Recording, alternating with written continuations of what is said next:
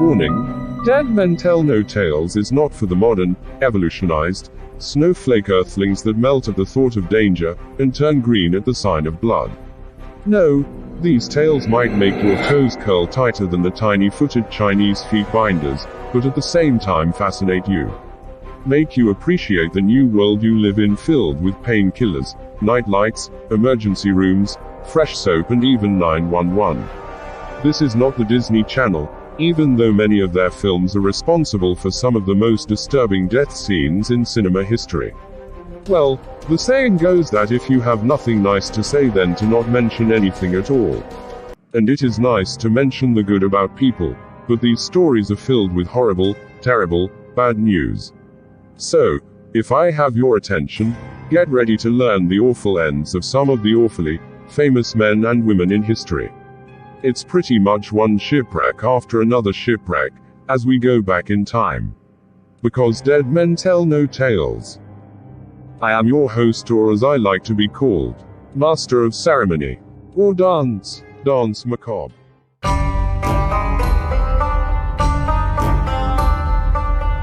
King Tutankhamun, pharaoh of the 18th Egyptian dynasty, ruled from 1332 through 1323 BC.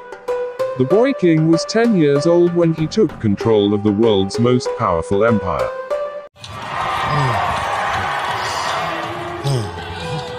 Do not be nervous, my son. The people just chant your name because they praise you. You are their leader. They bow to you in honor. You must rise, for you are king. Rise, my son, rise. You are the most highest of all beings. Rise. You must.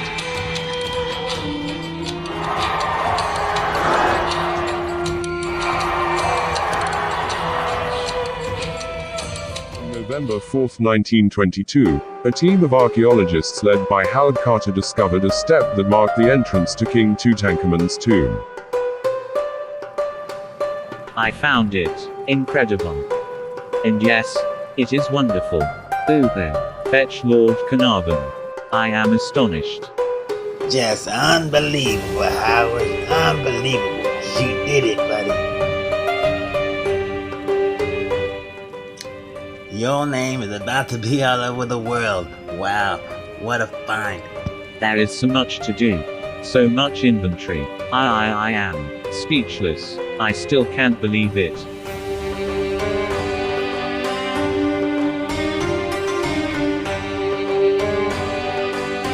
Yes, I am extremely pleased with my find. For now we'll seal tomb back up and plan to return with a full excavation team. Mr. Carter. Mr. Carter, any Son Mr. of Carter, Tomb Mr. Raiders. Carter over here, Mr. Carter. Well, I do believe in ancient curses. We should be careful. So now, I don't believe any tomb raiders will be wise to try and rob from this shite. King Tut's tomb was by far the most intact, well-preserved tomb filled with artifacts. And more gold than any earthly scale could measure. Golden thrones, statues, chariots, even his coffin was treasure. A 240-pound solid gold sarcophagus lay in the middle of the chamber. Inside it, King Tut's mummy lay still free from any danger. The forgotten child king. Buried with riches like the world had never seen. You can't disguise your rising dread as you go into the tomb with the dead. Years of uninterrupted repose, to awaken in the shadows, to disperse a curse on those fortunate souls whose stroke of luck takes its toll and turns to the worse. Cursed be those who disturb the rest of the Pharaoh. Blessed be the man that spares these stones, and cursed be he that moves my bones. The story of the curse began on the day the entrance to the tomb was laid bare. That same day a cobra entered Howard Carter's home and pounced on his pet canary, swallowing it. Cobras are regarded as the symbol of royalty, and each pharaoh wore this symbol upon his forehead to signify power to strike their enemies. I am back for you, my dear treasure. You will make me rich as you make him famous. My family will forever be grateful.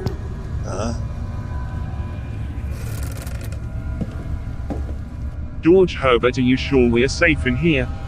Come on, Audrey. Do you think I would endanger my own half-brother?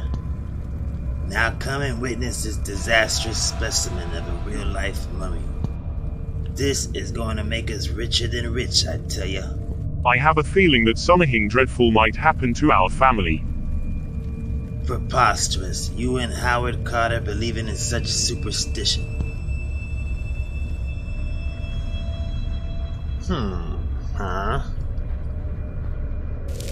Let's see here. What did I do with my razor? What? Who goes there? Somebody pushed me. There's no one here. And why did it get so cold? What is gonna happen to me? I have you on some strong antibiotics. As of now, we don't understand how you could have gotten blood poisoning by shaving over a mosquito bite. You must.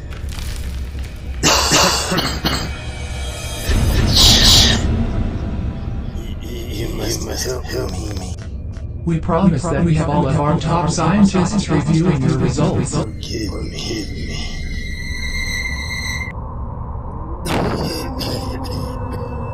George Herbert, 5th Earl of Carnarvon, passed away April 1923, 5 months after Tomb's discovery. Cause of death? Blood poisoning from a mosquito bite.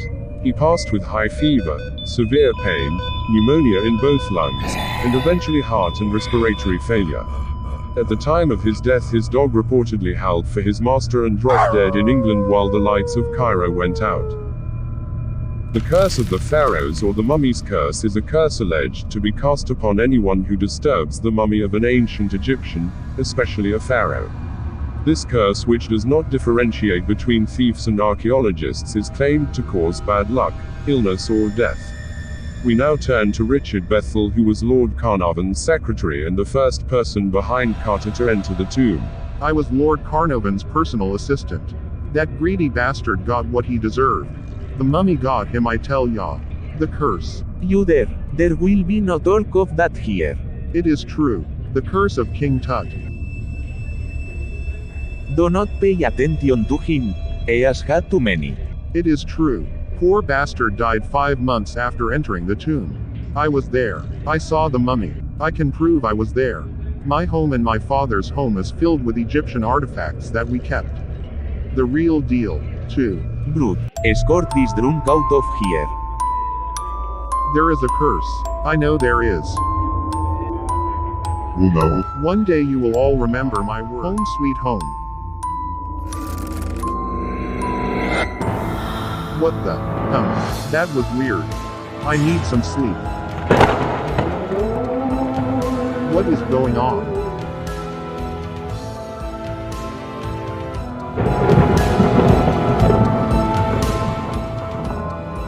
Whatever goes on in our mind is what becomes our reality.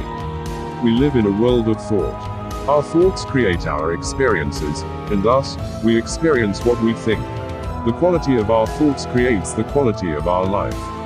Whatever consumes your mind consumes your life. As for Richard Bethel, his belief in the curse resulted in him being smothered to death. Investigators never did find a suspect. Well, Baron, I cleaned up every room. Are you sure that you will be fine in my absence? Of course, dear child. I have managed fine for 78 years, have I not? Yes, I just worry, that's all. No worries. If I am lucky, then the same curse that took my boy will come and take me. Now, sir, how can I be content that you will be okay when you speak like that? You are a kidding nurse, you are. I was just making a silly remark. I will be fine. You will only be gone a night. What can happen in one night? You are right. Okay, Sir Baron, I will promptly return tomorrow. You are under my care and it is my job too. Yes, I know, dear child. You are the best nurse assistants anyone could have. Run along. I'm not good at goodbyes. Okay, no goodbyes. See you tomorrow. Finally, I am alone. Okay. Before I do this, I must say my farewells. Where is a pen and paper when I need one? Oh son, I miss you. I hope you are somewhere safe.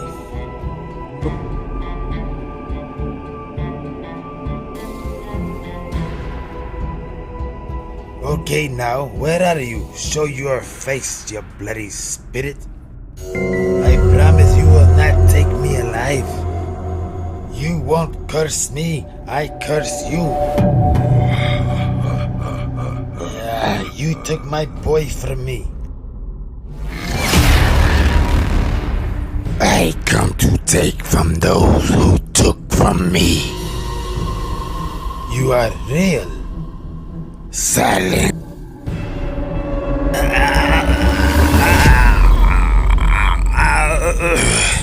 I hear him losing my breath. Now you lose your life.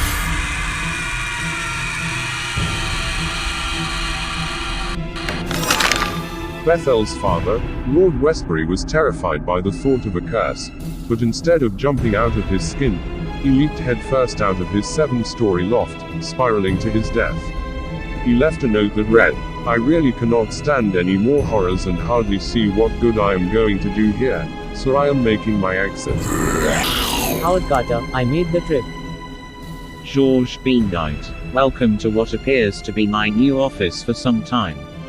As curator of Department of Egyptology, this is a must-see for me. Of course the Louvre would like to have all this treasure displayed at the museum. Yes, of course. That is why I am here. Well, I don't think it is ready to go to the Louvre just yet. We might be able to make some type of agreement. Ho ho ho, my sweet Louvre. You soon will have the greatest Egyptian collection, making you the most prominent museum in the world. Let's see, from the Renaissance era, we have my sweet young madam with your pearl earring. Strange. Did you just make a gesture at me? Bonjour, Mr. Benedict. I see being curator of the Louvre is a title you must fancy. You always the last staff member who is never in a hurry to rush home. Ah yes, Sir Macabre. Bonjour. I take great pride in our mask collection. As a museum director, I ask myself every day, how am I going to create the most ambitious exhibition the Louvre has ever organized? Now I see who is responsible for the increase in our visitor numbers. But have no fear, Mr. Benedict. I'm seeing to it that all these valuable pieces are protected.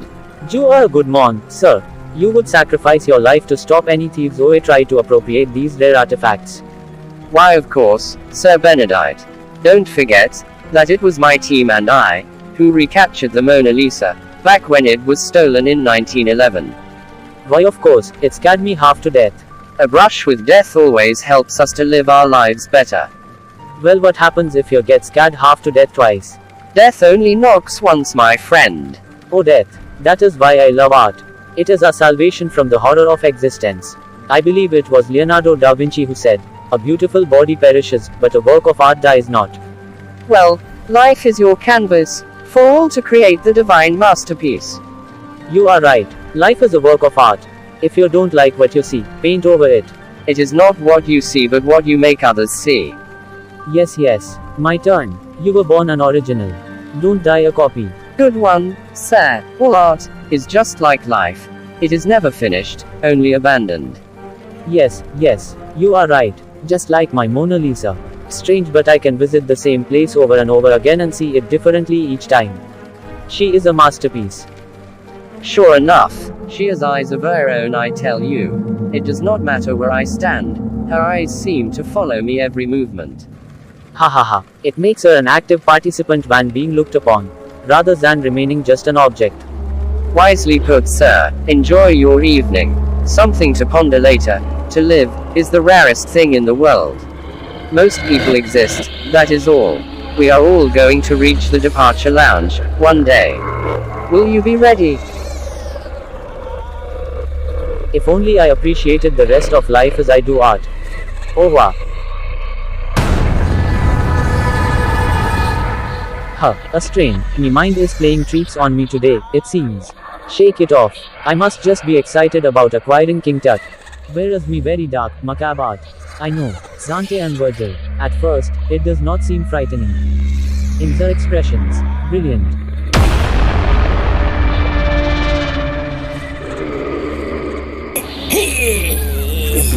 Mona Lisa, your beauty will reveal the truth. Do you smile to tempt a lover, Mona Lisa?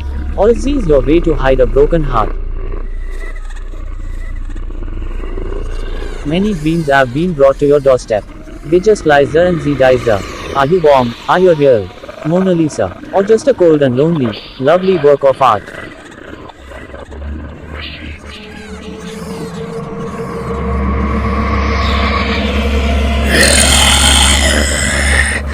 Now, you will come to my museum.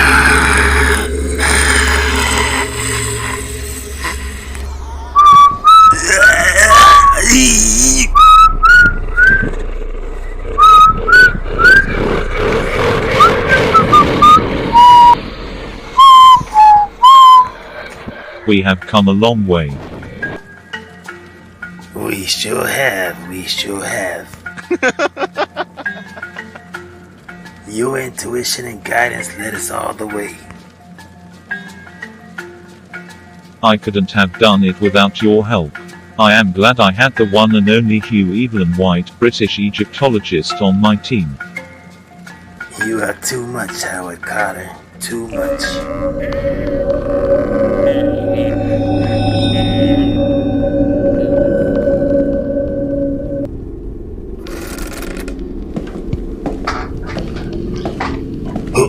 Who goes there? Martha, is that you?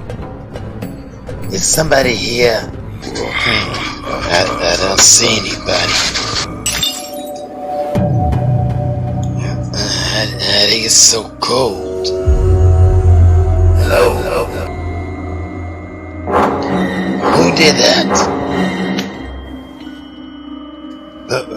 Please, what is this?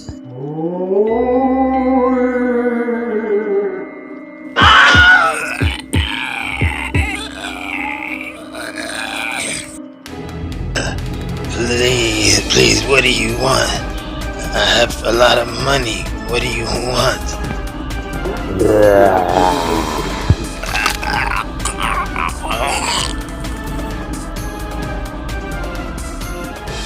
I didn't mean to take anything, I promise.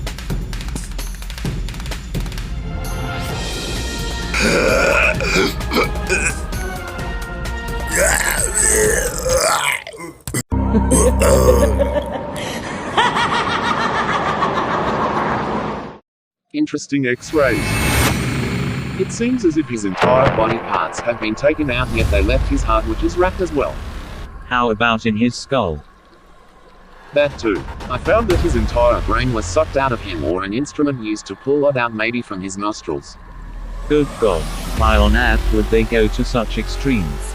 From other mummies I worked on, and from historians, Egyptians believed that the heart was responsible for their overall being, faults and all. I also have detected that the body is of a young man. His testicles remain. Funny. Remove the brain but leave his Peter. The young lad probably thought with that organ more. Another interesting find was his shrunken eyeballs. They shrink to almost nothing during the drying process. If mummy eyeballs are rehydrated, they return to almost normal size. Would you like to see? Not necessarily. I tried looking at life through the eyes of a child once. But the child wanted his eyes back. Haha, that was a good one. Rest in peace, my friend.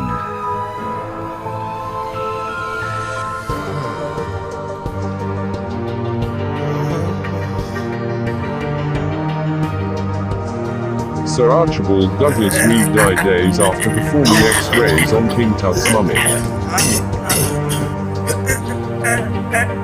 American financier and railroad executive George J. Gould visited the tomb in 1923. He contracted pneumonia a few days later and never recovered.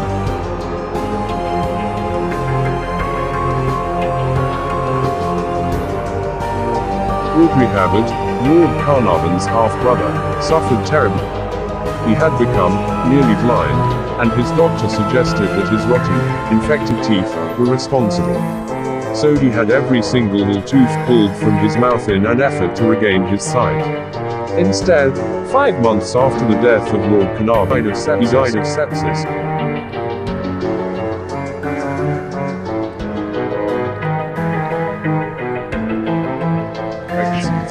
Aaron Ember, an American Egyptologist, was friends with many of the excavation team.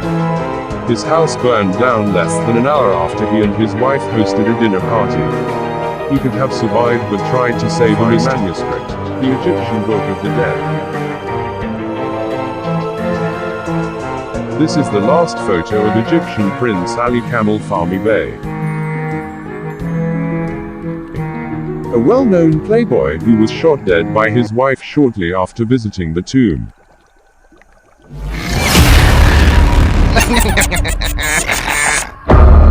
Many others joined the list of those deceased due to King Tut's tomb. Too many to mention. The sad realization I find is that many people are so terrified to die that they never even begin to live.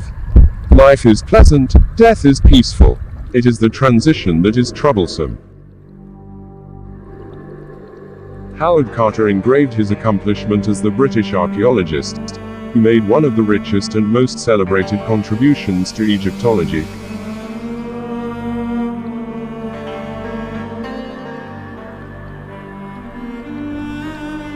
No, Carter never had a mysterious inexplicable illness and his home never fell victim to any fiery disasters. It was as if the Pharaoh blessed him, probably from respect that Carter engaged with great care and detail, the honor to catalogue and preserve each artifact for safekeeping. Howard Carter lived until 1939, age 64, 17 years after he discovered the tomb. So why these strange deaths?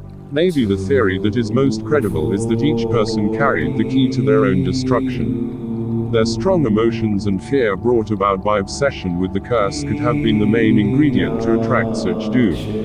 In the end, the airy tale of this mystery only adds to the mystique of the tantalizing tale of King Tutankhamun. Thank you all for joining me to dance with the macabre. Remember, dead men tell no tales, and at the moment you are born you have a death sentence upon you. When, where, and how is the only question. So live life, enjoy, because death is confirmed. Death is not the greatest loss in life. The greatest loss is what dies inside us while we live. It is not death that man should fear, but he should fear never beginning to live. Life is a journey, so enjoy the ride and thank you for your time. Until we meet again, stay safe my friends.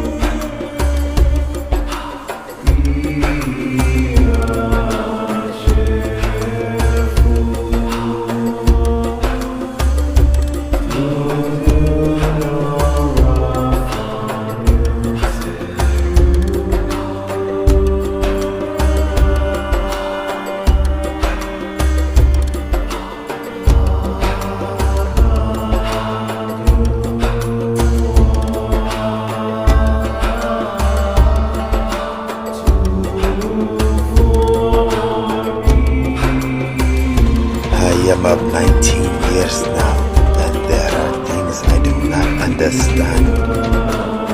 What will my life be like in the afterlife? We will place all your personal treasures for your transition into the afterlife. This makes it so that you will not lack in the other dimension.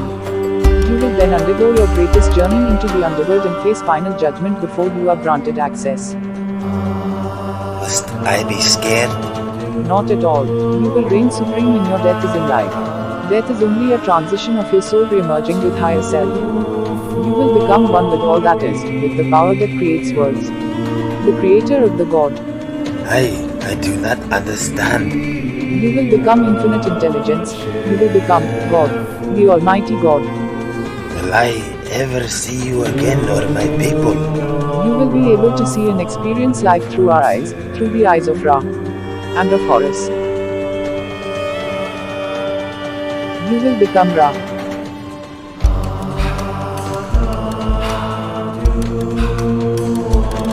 I want to reign forever. You will forever be remembered as the youngest and greatest pharaoh of all time. I will always watch over you, Egypt. Egypt will forever be the supreme dynasty to rule on earth. I will never forget you, Egypt. May you never forget me. You are the most amazing kingdom ever created. I live for you as you